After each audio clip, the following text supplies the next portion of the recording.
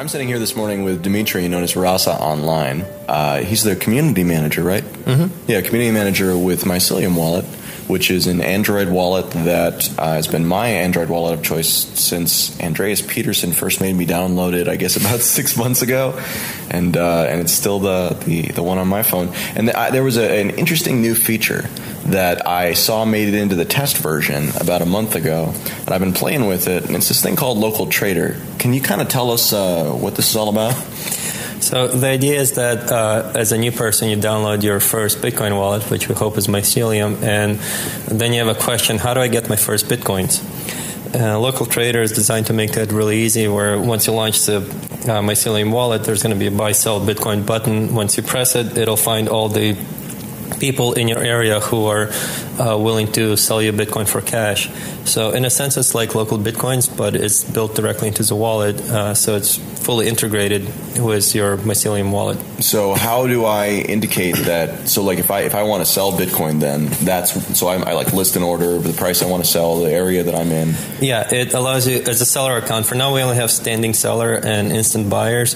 Eventually, we'll have standing buyers as well, but you would create a sell order using the same system, the Local Trader, which lets you create as many sell orders as you want with different tiers of fees. So, for example, you can set different prices for different locations depending on how difficult it is to get there, or different prices for the amount of money that you're willing to trade for.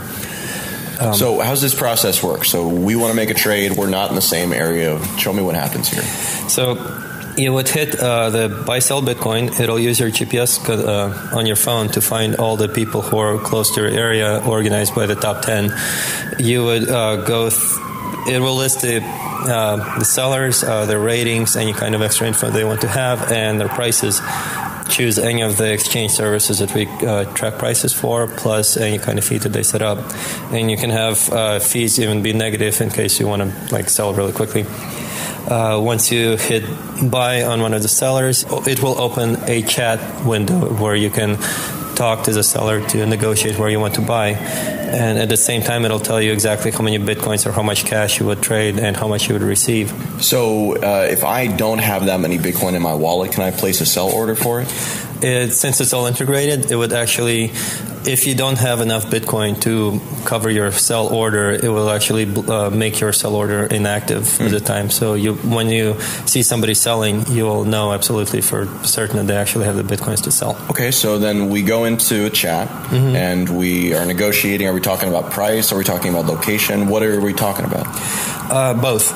Until both of you agree on the location and the price, there's going to be a button there that says accept offer. So until you guys actually decide, you're free to talk it out. And if you don't want to trade, you just hit stop, and it's not going to affect you in any way. Once you guys do agree, you have to hit accept offer. And the reason for that is so that there's going to be feedback that's built in based on whether you actually follow through with a trade and how fast you follow through with it. So there's a reputational system built in too. So if both of you actually accept the offer, if you renege on the offer, it's going to put a ding on your reputation system. So then we've agreed, we negotiate, we meet up in person. What happens? Once you meet up in person, you give cash to the seller. The seller will have a cash received button. Once that happens, it'll automatically transfer money from one phone to the other without needing to swap Bitcoin addresses. And it also has a new feature we have called a transaction confidence graph.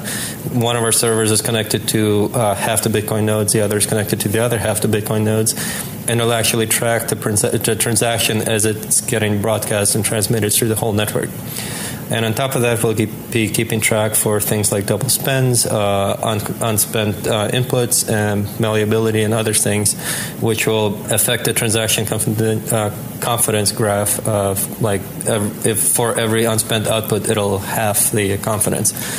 So this is an audio show, so let's talk about this confidence graph for a second. Basically, in practice, what I've seen is that this is basically a zero confirmation, right? Pretty much, yeah. Okay, so the idea here is that when the transaction is broadcast by the person selling the Bitcoin, you are tracking how far around the network it gets. And if it gets all the way around the network or gets to most of the network, then the chances of it not being included in a block are very, very low. And so even though it hasn't already been included in a block, you have a high degree of relative. I mean, like, so how secure is something like that? Is it possible to have, strong confidence with zero confirmations? The confidence graph never gets to 100% because there are still issues that might happen. I'm not really sure what, but if the confidence gets to 99%, that means that a proper fee was included. Pretty much all of the network has heard it by now. There's no unspent inputs, and it's 99% sure that the transaction will get included in the next block.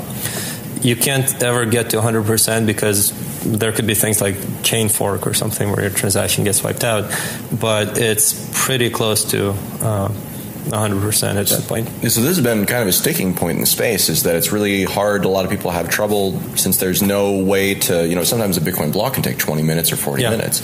And it's sometimes very difficult to wait that long in a retail situation. So do you see, this is in a local trading application, but it seems like this has greater implications than that potentially. Eventually we'll include it in the rest of the application as well. And I'm familiar with that because I've done trades in person. Sometimes you have to sit there awkwardly for about an hour for a block to confirm. So this will definitely fix that. Other really nice feature with this is your authentication and registration is done using private key message signing. So when you associate your Bitcoin address to your local trader account, you don't need any passwords with that. You authenticate using a private key, and all chat between you and the user is encrypted using your respective private keys. Interesting. So the only thing we will store is the Bitcoin address associated with it, whatever username you choose, a very coarse location to within 1 square kilometer, and your trade history for the feedback type stuff. So in a way, it'll be it can be as pseudonymous as Bitcoin itself. So one of the kind of final sticking points here is that I noticed that you're basically, you're talking about the price before you actually meet in person. And, as we've seen in the last couple of weeks, the price in Bitcoin can be really pretty ridiculously volatile sometimes when it comes to these local deals. So do you have any way to deal with local volatility? Yeah, before you press the accept, the seller and the buyer, I'm not sure if that change might be only one of them, can hit the update price button, so it'll be able to update the price constantly. And even if you hit the accept trade button, one of you can hit the update price button if the price changes too much, and it'll unaccept the price again, and then you guys can continue to negotiate.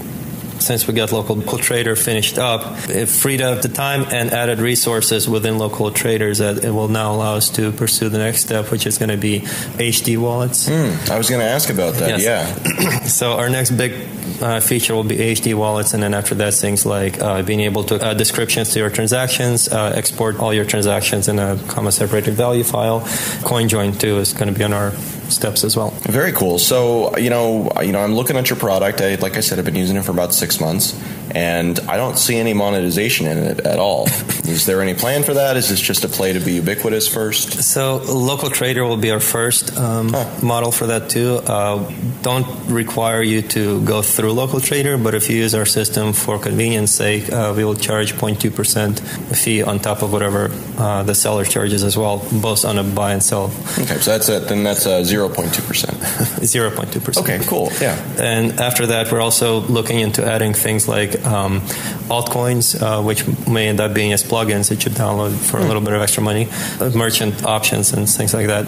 And we're looking to hire developers right now to kind of help us out with this, since we're focusing more on HD wallet side of it. So your group is based out of Austria? Austria, yeah. So, sounds like you've got some impressive features. I know that one of the other projects that Mycelium has had kind of on the back burner for a while has been this wireless card. Is that still on the table at all? Definitely. Our hardware guys are actually in the process of evaluating some test hardware right now. They probably will get the prototypes by end of spring or so. Great, terrific. So, I'm glad to see that's making progress again. Yeah. We still have no idea when it's going to be out, sadly, but all of us are really anxious to get it out. I'm just glad that it's still being worked on. Like I said, that's the important part here. The main issue that turned out to be is that the idea ended up being a little bit ahead of its time, so the hardware wasn't quite out yet, but it is kind of all the new stuff that's out right now will hopefully be enough to cover it. That's the thing. Just wait a couple of years, right? Yeah, pretty much. So, Rasa, anything else we need to talk about here, man? And that's about it. Well, it was great catching up with you again, and we look forward to seeing your continued progress in Mycelium Wallet. So if people are interested in Mycelium Wallet, where should they go to download it? Mycelium.com or search for Mycelium on a Google App Store. And that's MyCelium. Yeah, MyCelium. Okay, great. Terrific. Thank you for your time, man. Mm-hmm. CryptoKit is the world's first Chrome browser Bitcoin wallet. It's the easiest, fastest Bitcoin wallet payment system. With a simple one-click install, it takes just seconds to get your wallet set up. And because CryptoKit finds the address and payment for you, there's no more fussing around or tab switching. CryptoKit is more than just a wallet. It comes with a preloaded PGP encrypted social network, news feeds from Reddit and Google, and up-to-date charts from exchanges. Finally, CryptoKit Directory allows you to make two-click payments with any of the BitPay merchants. Once you install CryptoKit, you won't need anything else. For more information or to download CryptoKit, visit CryptoKit.com.